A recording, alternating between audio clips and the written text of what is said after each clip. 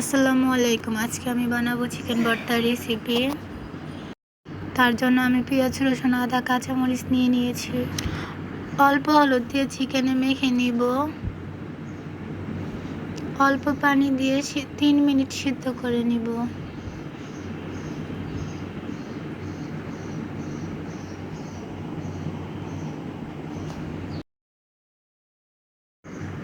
ঢাকনি দিয়ে 3 মিনিট ঢেকে নিলাম।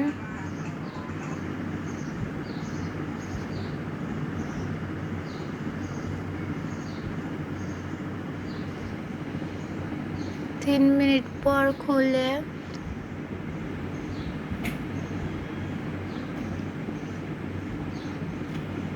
অল্প তেল দিয়ে চিকেন ভেজে নিব।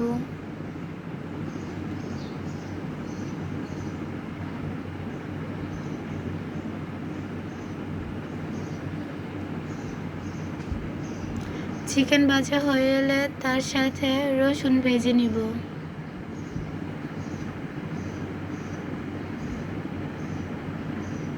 রসুন আর চিকেন ভালোভাবে ভাজা হয়ে গেলে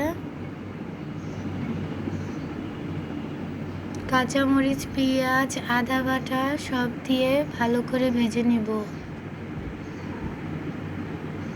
সাথে 2-1টা শুকনো মরিচ দিব। তার সাথে একটু সরিষার তেল দিয়ে নিব। ভাজা ভালো করে হয়ে গেলে নামিয়ে নিব।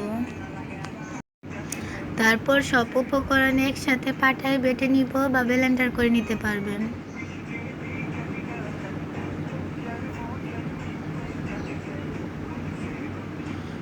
ভর্তাটা খেতে অসাধারণ, খুব মজা।